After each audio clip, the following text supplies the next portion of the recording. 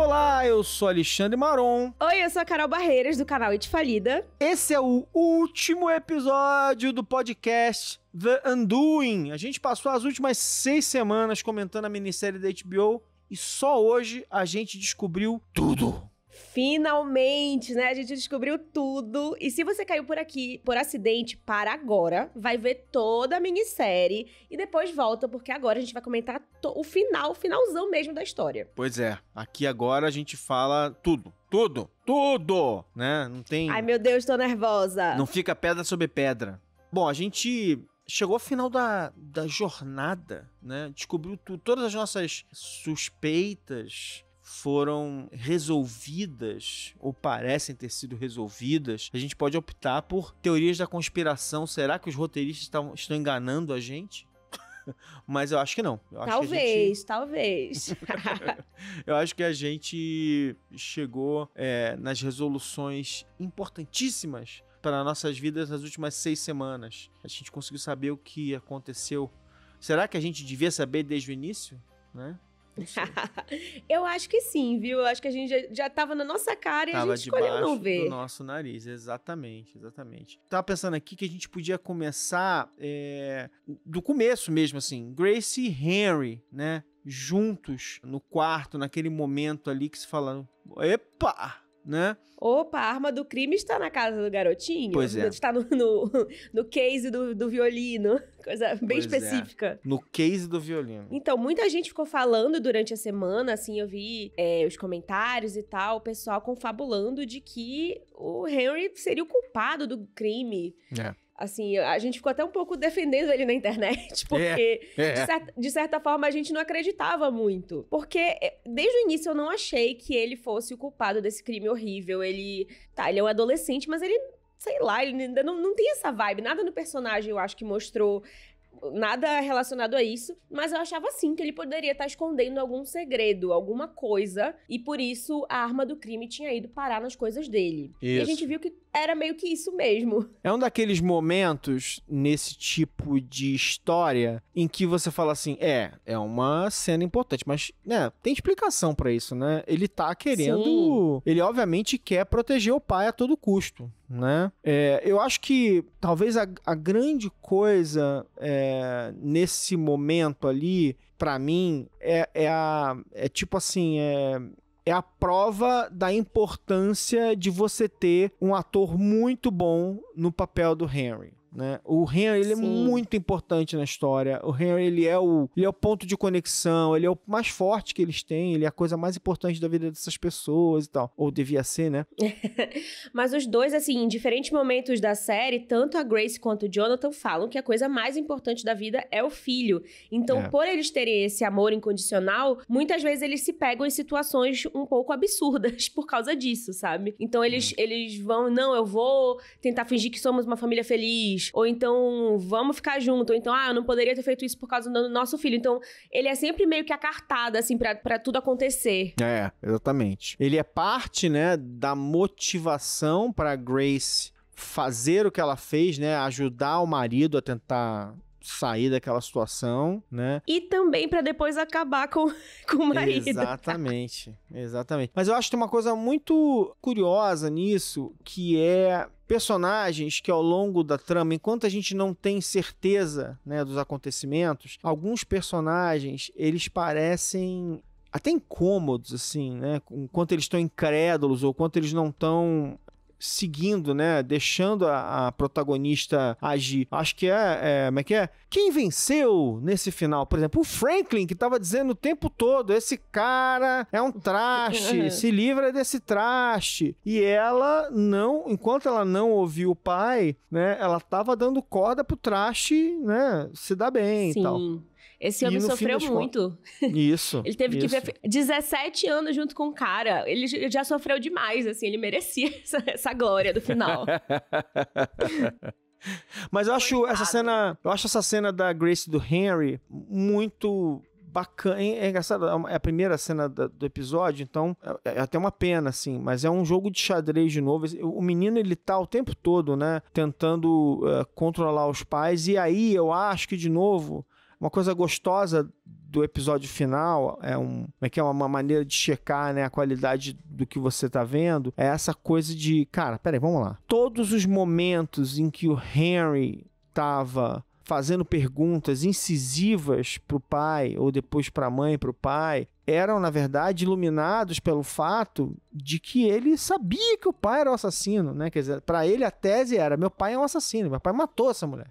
E a partir daí ele olha pro pai e fala, você matou? E o pai fala, não. O pai mente pra ele. Aí ele olha pros pais e fala, vocês vão ficar juntos? Ele tá testando, ele tá tentando entender o que ele vai fazer. Eu vou lutar por eles ficarem juntos? Eu vou deixar meu pai ser incriminado? O que eu faço, né? É uma carga de conflito muito grande pra um garoto de 14 anos, né? Então, assim, eu acho que o Noah Jupe foi sensacional. É só a primeira cena dele no episódio, ele ainda vai arrasar em outras cenas ao longo do episódio, mas eu acho que talvez seja um dos papéis, assim, que vai lançar, tipo, vai projetar ainda mais a carreira dele, que já estava sendo projetada, assim. E aí ele vai testando a mãe, né? E aí, você acha que você vai entregar ele? O que a gente faz? Foi ele, eu sei que foi ele, né? E ela vai... Sim. E aí eu acho que, assim, se ao longo da série ela foi buscando motivos pra ajudar, né, o Jonathan, eu acho que esse episódio é o episódio da desconstrução, né? É assim, ó, cara, tá aqui, sabe? O cara matou mesmo, e agora? E ela tem que desfazer, né, o nó que ela criou quando ela decidiu que, pelo filho, ou então por uma busca de recuperar alguma normalidade, né, ela estava disposta a fazer, a encobrir, né, os erros, e eu fingir, ou ignorar, né, as coisas erradas e tal. Então eu gostei, essa série é muito legal. Eu acho que ele tá meio que tá caindo a ficha pra ele, né? Ele tá vendo que o pai é um manipulador, ele tá vendo que o pai é um monstro mesmo, né? É bem forte essas sequências. E claro, né, que por ele ser filho, ele tem essa dificuldade de saber separar isso que ele tá aprendendo do que vai ser do futuro dele. Então ele fica tipo, tá, ele é um monstro, mas vocês vão ficar juntos, né? Você não vai separar nossa família, né? Porque eu entendo, né? Ele é jovem, o pai é muito presente e tal. É uma confusão, assim, que eu acho que o ator soube... trazer pra tela, assim, muito bem. Mas aí, depois dessa cena, né, a gente vem pra aquele momento que é a prévia eu acredito que é uma das piores cenas do Jonathan de todos os episódios, né? Que é o momento em que alguém chega e fala, então, né, temos um martelo aqui. E a atitude dele me deixa, assim, louca. Mas, né, primeiro, eles contam essa informação na sala, né, pro pai da Grace e pra nossa querida super advogada. Isso. O que você achou dessa cena? Eu adoro essa cena. Eu adoro porque, assim, tipo o conselho, né? Ferrou. Sim. E agora, o que a gente faz, né? É aquela coisa assim, a Hayley... tipo assim, não acredito, não é possível que... A Hayley fica tipo, meu Deus, esse é o trabalho mais difícil da minha vida. Como é que vocês fazem isso comigo? Eu vou dobrar o meu preço aqui. Não é possível que tinha um martelo escondido na caixinha do violino desse menino. Então tem uma coisa muito engraçada, tipo assim, gente, o martelo está na sala. O filho dele encontrou o martelo ensanguentado lá na casa de praia. E o Jonathan está lá, não, gente, alguém plantou esse martelo na minha casa. Isso pode ser bom pra mim. Ele fala que é bom pra ele. E ele fala assim, vamos testar. De repente foi o Fernando, o marido da Helena. E aí o cara vira, porra, mas tava na minha casa de campo. E aí ele fala, então eu e a Helena íamos pra lá de vez em quando, tipo... É muito canalha. Ele é muito... Nossa, não tem nem palavras, assim, tipo, tudo... Eu sei que ele só fez merda a série inteira, mas assim, nesse episódio eu acho que foi a grande coração, assim. Não tinha pra onde piorar. Não, e ele com a cara limpa. É um psicopata mesmo. É um psicopata. Ai, gente, eu tô muito feliz que desde o primeiro episódio eu falei, vou desconfiar do Hugh Grant com segundas intenções, não sei o quê. Isso. Eu estava certa. Mas é legal nessa cena, porque assim, você vê como separa minutos, né? Você tá assim, esse cara é um canalha, mas ao mesmo tempo você tá assim, cara, só falta alguém ter plantado realmente tal, ferrado ele, não sei o quê. E aí você ainda tá... que agora a gente tá falando depois do final do do episódio, então a gente já tá com todas as informações na mão. Então, à luz disso, você vê como é um canalha, tipo, aquela pessoa que tá ali, você foi pego, a pessoa tava assim, não tinha saída, ainda assim ele tá lá com a cara lavada, falando, gente, vamos testar esse martelo. Ele viu que o martelo tá limpinho, né? Vamos testar esse martelo, vamos ver, talvez a gente encontre o DNA do fulano pra gente... É inacreditável, o cara é um canalha de primeira linha, é um psicopata, é um... Sim. Enfim, eu tô usando o termo errado, né? Mas não é psicopata que se aplica aqui, mas é inacreditável, inacreditável. Quer dizer, incrível, né? A partir dessa série, quando você digitar assim, manipulação, ou o próprio gaslighting, que é o termo técnico, digamos assim, você agora vai ver a foto do Jonathan na internet. Com certeza. Entendeu? Vamos falar um pouquinho sobre essa história aqui.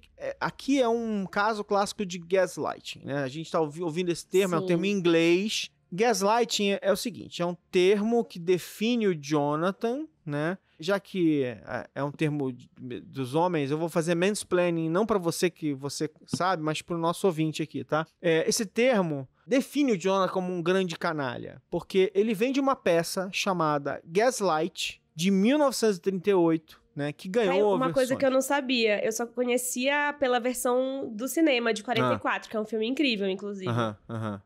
Pois é, não, na verdade, né, pensa bem que pro mundo inteiro é o filme, né? Mas, essencialmente, nessa história, o marido, ele manipula a esposa dele e ele vai, né, fazendo isso que o Jonathan faz. Ele omite, distorce, ele assim, cara, o clássico gaslighting é o Jonathan chegar pra ela, o Jonathan que matou a Helena, olhar pra Grace na maior cara lavada e falar assim, Grace, foi você? Por que você tava me seguindo? Tem alguma coisa errada? Eu tô achando estranho isso. Sim, caraca, você é o assassino e você olha pra mulher que tá te apoiando e você fala pra ela uma coisa que faz ela duvidar da própria sanidade. Dela mesma, né? De toda a situação. É absurdo, assim. Então, esse termo gaslighting é por causa disso, essa coisa de que a pessoa meio que para se safar, né, ela vai tentando fazer as pessoas duvidarem da própria sanidade, né? Então, fim do meu mansplaining aqui, contando a história do gaslighting, pra gente ter isso bem claro, assim, essa série ela é quase um manual de gaslighting, dá pra gente pegar e cada uma das manipulações a gente pode pegar um clipe do Jonathan enganando as pessoas, né? Exatamente, cara, é absurdo. Cada episódio a raiva dele só foi aumentando. Acho que todo mundo acompanhou isso, todo mundo meio que sentiu a mesma coisa. E aqui a gente chega no ápice, né? Que eu acho que quando o cara não tem escrúpulo nenhum, é que ele vai culpar o próprio filho adolescente do que ele fez só pra desestabilizar todo mundo. Não, eu acho que aí a gente já tá vendo as engrenagens girando na cabeça da Grace, né? Por quê? Porque eu acho muito legal, assim, o Frank fala assim, não é possível, Grace, não pode ser, você não pode, você sempre foi uma pessoa capaz de ver as coisas com clareza, como é que você vai cair nessa? Eu adoro quando ela olha pra ele e fala assim, eu vou dar um jeito nisso, eu vou resolver essa parada. E vai. Finalmente, assim, foi o momento que ela tomou vergonha na cara e falou, não dá mais. Já cansei de passar pano. Pois é. E aí eu gosto, assim, porque o Jonathan, ele sempre tenta controlar todo mundo, né? Então ele foi lá, ele chegou pra esposa e falou aquilo tudo, e depois ele vai lá tentar dar um trato no Henry, né? É canalha mesmo na tadinho. última, né? Pois é. E essa coisa dele prometer assim, não, eu vou voltar a ser o papai, aquela máscara tá guardada ali no armário, eu ponho depois. Nossa. E tal, né? Não, e ele... eu fiquei assim, chocada na cena, ele falando, pai, eu acabei de ouvir tudo que você falou. Isso. Eu vi que você tentou me culpar. Aí ele, não, isso foi outra pessoa, não fui eu, foi um homem com raiva. E tipo, tinha 5 minutos que ele tinha falado. E ele fala assim como se fosse 20 anos atrás, assim, sabe? Nossa, meu Deus. Isso aí. Eu acho que nem o Henry tava comprando mais, sabe? Até ele já tava tipo, tá, pai, vai preso logo, por favor. E aí, vamos para o tribunal, né? A gente tem o nosso canalha favorito, que consegue conquistar as audiências. E nessa cena, assim, o Jonathan começa a ser interrogado. É interrogado que fala, né? Porque ela é advogada de defesa. Mas, gente, eu não entendo nada de direito, tá? Eu aprendi direito com a televisão. Ele tá testemunhando, né? Ele tá testemunhando ali. Ele fala sobre o Miguel. E foi uma coisa, assim, que me pegou muito de surpresa. Porque ele já tinha forçado a barra com várias pessoas, tipo, ele forçou a barra dizendo que amava a Helena, que eu fiquei assim, meio com a orelha em pé, não tenho certeza. E aí ele escolheu forçar a barra com o Miguel, como mais quase que outra prova da humanidade dele, do médico imaculado que cura pessoas. Eu gosto que eles usaram muito nesse episódio o termo healer, que eu não sei direito como traduzir, não é curador, né, mas é tipo a pessoa que cura. Achei muito bonito, assim. Isso, porque ele é médico. Isso. Curandeiro. Então ficou aquela coisa assim, nossa, ele cura o câncer em criancinhas, como ele pode fazer algo errado? E ele falando assim nossa, o Miguel era como um filho pra mim. Eu acho que também foi outro momento em que, tipo, parece que foi o episódio que separaram tudo pra ele chegasse no fundo do poço da mentira, da forçação de barra. Isso. Ele tá disposto a qualquer negócio, né? Ele tinha uma vida confortável. Exato. Eu acho que aqui, essencialmente, a tese que eles construíram é uma tese bacana ali, bem fundamentada, de que é o seguinte, eu fiz o que eu fiz, assim, tipo, como marido, mas eu não sou um assassino. Então, no fim das contas, é por aí. Eu gostava da criança, eu gostava da Helena e tal. Então, gente, eu posso ser um safado com a minha esposa e com meu filho e com todas as pessoas e tal, mas assassino eu não sou. Então, no fim das contas, assim, dos males o menor. Então eles tentam vender essa ideia bizarra e até um certo ponto tava colando. Eu acho que era nisso que as pessoas se seguravam ali. Ele pode ser um canalha, mas assassino ele não é, né? E ele é muito bom de se defender, né? Ele falou as coisas certas, ele pareceu muito... Realmente, ele vendeu essa hipótese de que ele atraía a esposa, mas ele jamais seria um assassino, jamais mataria alguém. Só que aí veio a promotora, né? E ela colocou um pouco isso em xeque, né? Porque ela falou, tá, mas o que você fez depois? E ele conta que depois de ver o grande amor da vida dele naquele estado, né? Daquele jeito, ela obriga ele a olhar pra foto. Ele para e fala, não, eu fui dormir. Tipo, como se nada tivesse acontecido. E depois eu fugi, mas antes disso eu levei o meu terno para a lavanderia. Tipo, ele não conseguiu mentir essa hora. Eu acho que essa era uma hora pra ele ter tentado mentir, sabe? Mas na verdade, supostamente ele mente, né? Porque naquela noite... a Grace, inclusive, falou com ele, cara, você veio pra casa e você transou comigo. Ele não fala isso, né? E filmam a Grace essa hora, assim, acho que foi mais uma hora que caiu de novo a ficha dela, tipo, não dá mais. Falar. Ele também não dá pra ele falar tudo, né? Realmente ia pegar muito mal. Já que ela não falou, eu vou ficar na minha aqui. Aí eu acho legal quando ela chama a Silvia, você fala assim, agora, aí vem alguma coisa, né? E você pensa o quanto esse roteiro, ele é milimétrico. E eu acho assim, quando a gente fala sobre a ideia de que a história toda foi escrita por um roteirista e dirigida por uma diretora, essa consistência aparece nesses momentos, né? A Sofia tava lá, a Sofia tinha uma ligação... A Silvia... A Sofia tava... Você deve um pedido de desculpa pra ela, pra essa personagem. Um dos nossos ouvintes ficou reclamando que eu chamo a Silvia de Sofia, e eu acabei de fazer isso de novo. É bom até que tenha acontecido. Mas eu super confundo também, gente. Eu sei o nome da Silvia, mas por algum motivo que só fazendo análise eu vou descobrir, eu troco Silvia por Sofia, gente. O que tá acontecendo? Eu acho que ela tem cara de Sofia, a atriz, não sei. Pois é.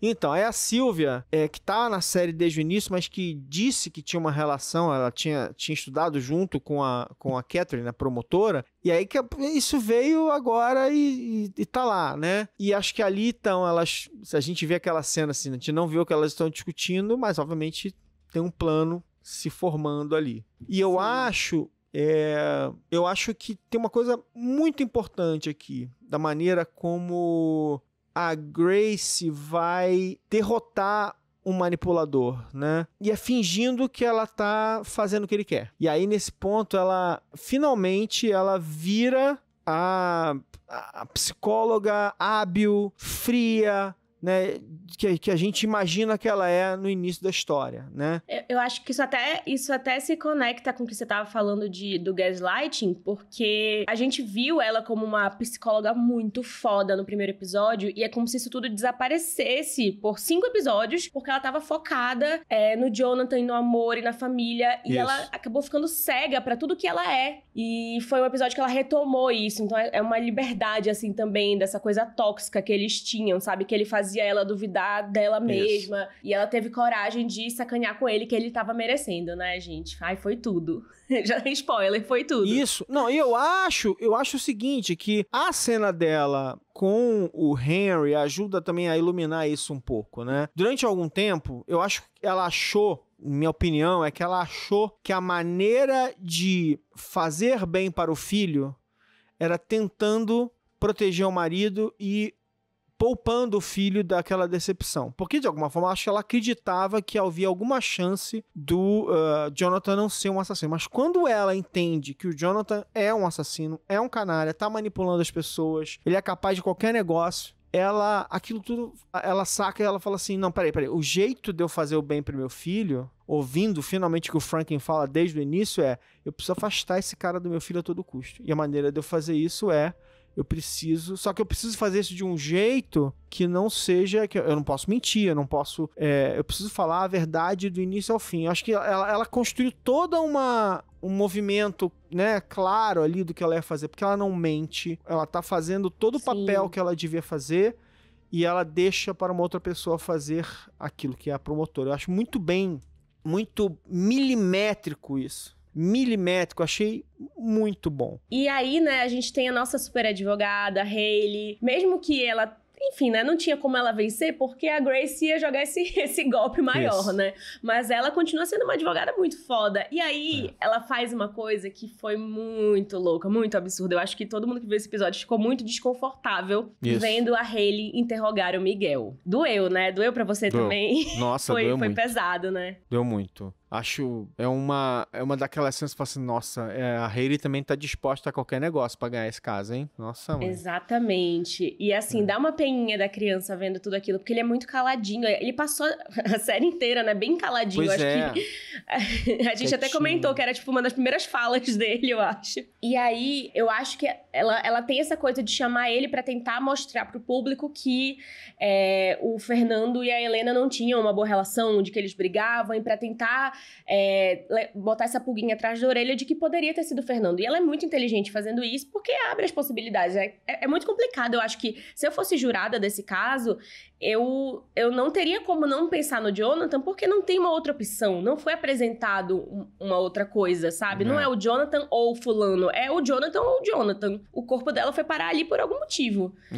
Daquele jeito por algum motivo. Então, eu acho que é muito inteligente o que ela tenta fazer de deixar em dúvida essa outra pessoa, mas pô, usar um menininho pra isso é pesado. E no fim das contas é importante a gente não esquecer que ela não precisa nem fazer com que a polícia vá atrás do Fernando, tá? O que ela precisa fazer é que os jurados tenham dúvida sobre o Jonathan ser o assassino. Ao criar essa dúvida, que eles chamam de reasonable doubt, né? Quer dizer, uma dúvida razoável, né? Ao criar essa dúvida é o suficiente para ele não ser julgado culpado, né? Então ela consegue tirar o Jonathan dessa situação. É isso que ela tá tentando fazer. Ela precisa só jogar dúvida, ela precisa mostrar para os jurados que eles não têm como ter 100% de certeza de que o Jonathan foi o assassino e acabou. Isso ela tá, em geral, conseguindo. E aí vem o depoimento da Grace. O que você achou do depoimento da Grace? Nossa, eu fiquei muito chocada, porque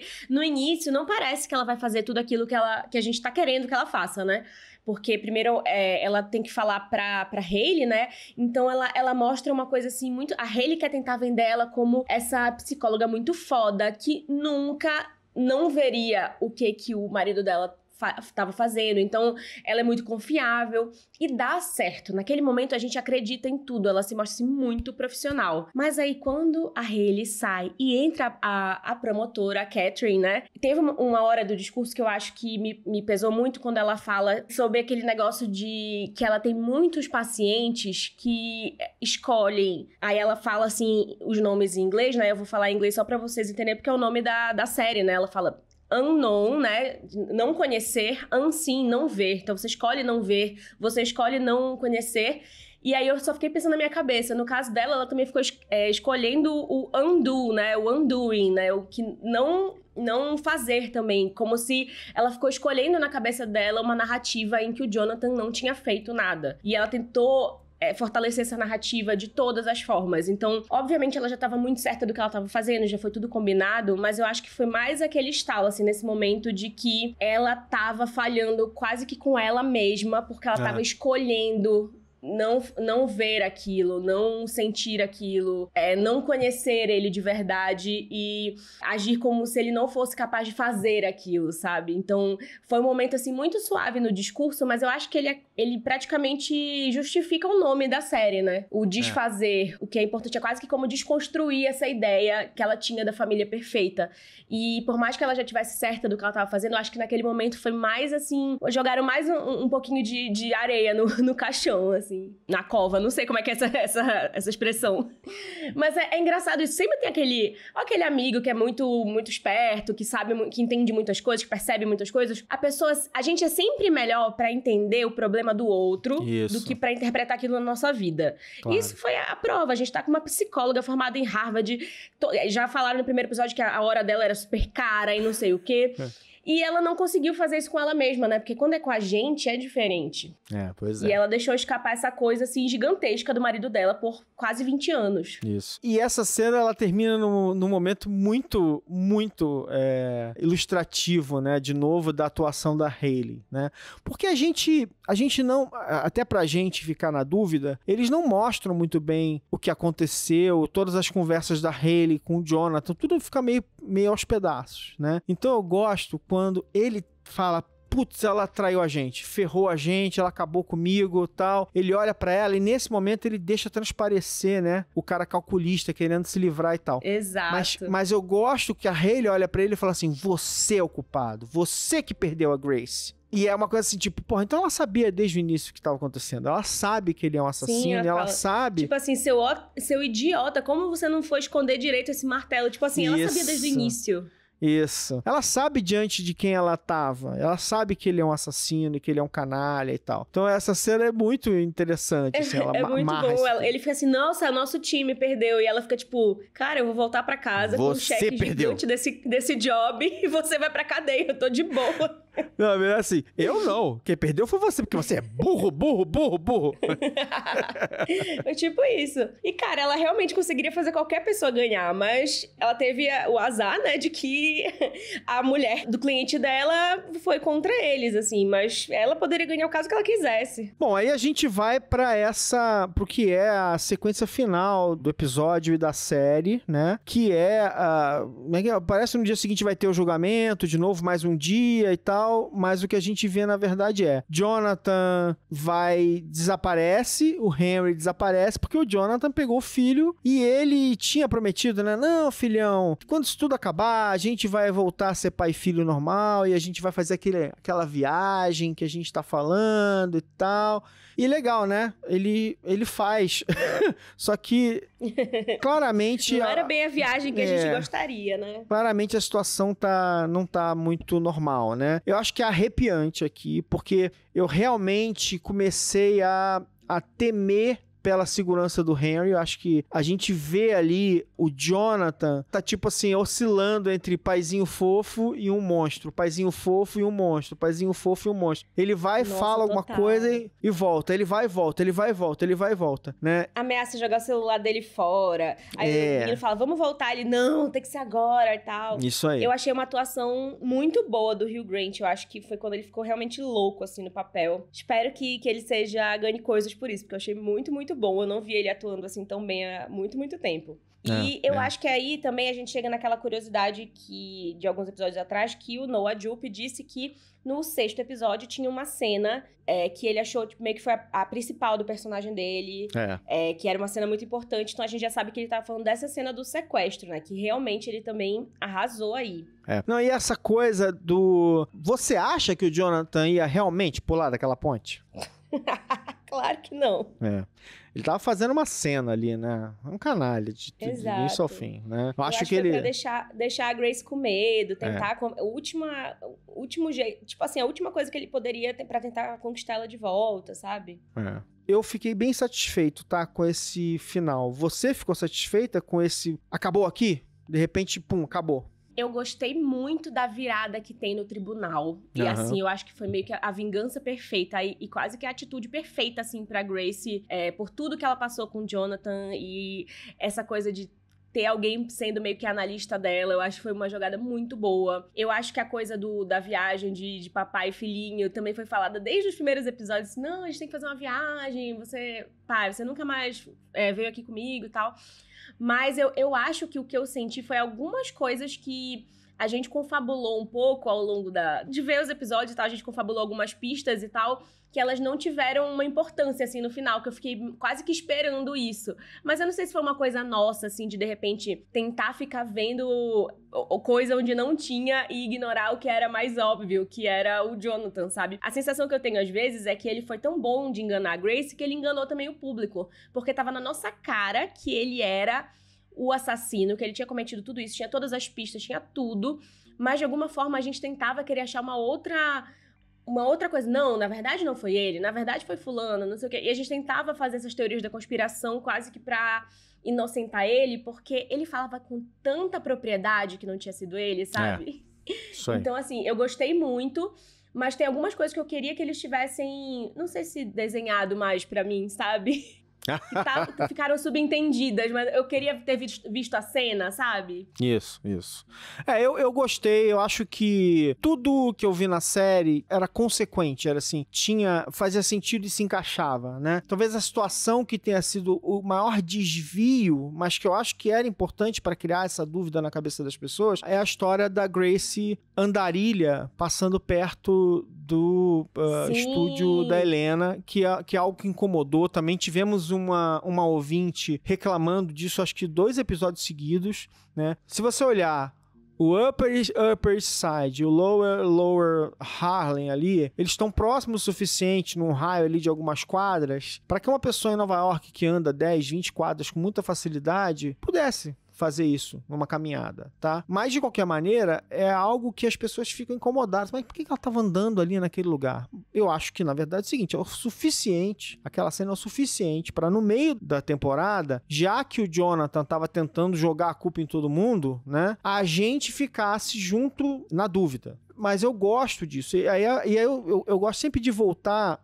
pra gente terminar aqui, amarrar essa história toda, eu gosto sempre de voltar pra uma pergunta que eu gosto de fazer, sim, em toda a série, todo filme que eu vejo, sobre o que é essa série, né? Sobre o que ela tá falando, né? Porque é legal, é um mistério, mas né, quem matou, a gente fica junto porque a gente não sabe tudo e tal, mas é também, no fim das contas, uma história sobre essas fachadas que a gente constrói, sobre como a gente constrói um mundo que a gente quer acreditar. A Grace fez isso, os pacientes da Grace faziam isso, e eu gostei dessa sensação da gente ir numa jornada que reproduz um pouco esse momento em que a gente começa...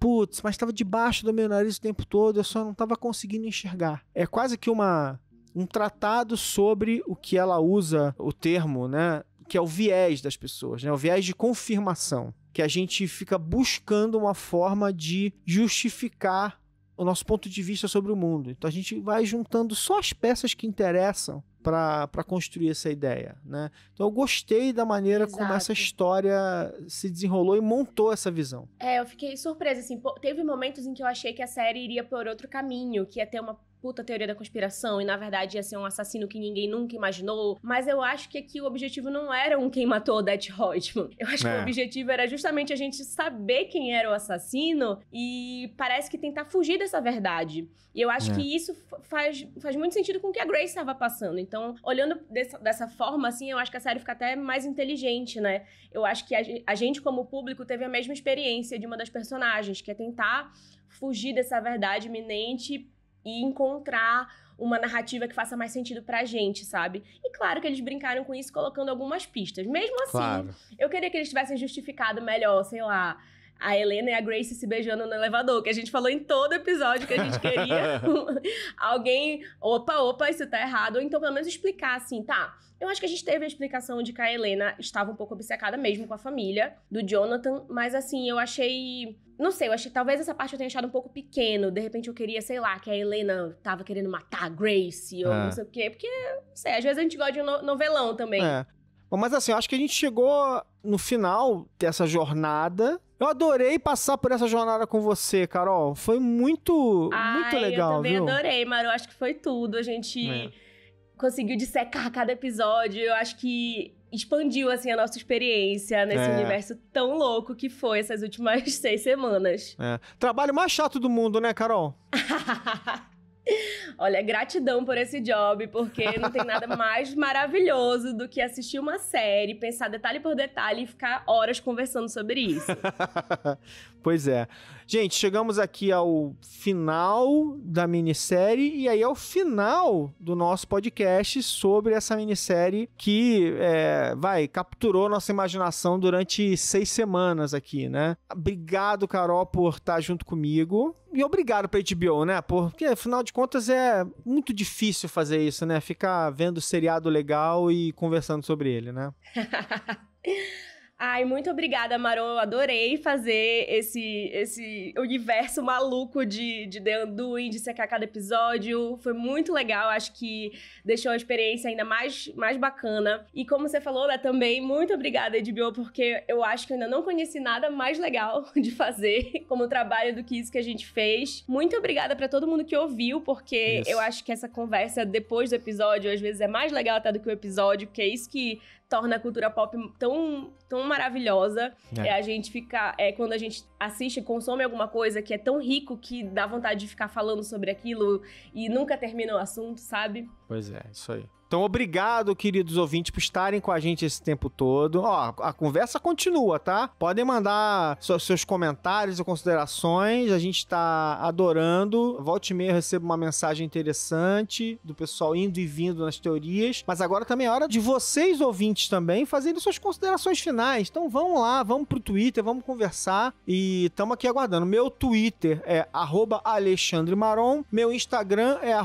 @AlexMaron. Isso, e eu sou @itfalida em todas as redes, YouTube, Twitter, Instagram. Então, esperando seus comentários, né, pra gente bater esse papo, pegar essa teoria da conspiração, que eu adoro. E, claro, também lá nos comentários do YouTube, né, desse episódio, a gente sempre responde. E é muito legal saber o que vocês acharam. Então, é isso. Muito obrigado a todo mundo. E a gente se encontra em outros podcasts sobre outras séries incríveis da HBO. É isso aí. Um beijo. Um beijo. Tchau.